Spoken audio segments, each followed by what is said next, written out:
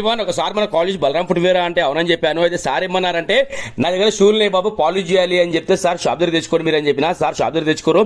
అయితే సార్ ఏమన్నారంటే మీరు బ్రౌన్ చేయొచ్చు అని అడిగారు. వద్దు సార్ బ్లాక్ చేయించుకోండి, ఫెంటాస్టిక్ ఉంటుంది.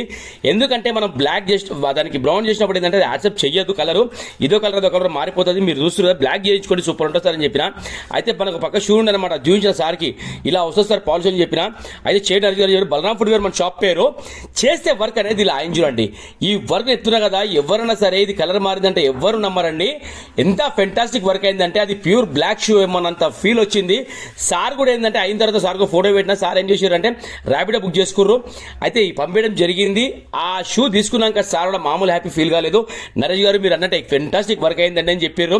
సార్ వర్క్ నచ్చితే ప్లీజ్ ఒక రివ్యూ రాయండి సార్ అని చెప్పిన. సార్ నా మాటకి వాల్యూ వచ్చి ఒక రివ్యూ రాసిర్రు.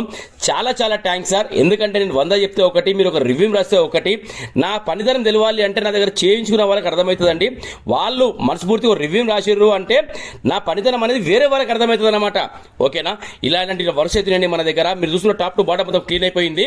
అయితే సార్ ఒక రివ్యూ రాసిర్రు. సార్ చాలా చాలా థ్యాంక్స్ సార్ రివ్యూ రాసినందుకు. ఓకేనా? మీరు ఇలా ఎంకరేజ్ చేస్తారు కాబట్టి మన షాప్ అంతా రన్ అవుతుంది. Thank you so much to all every one.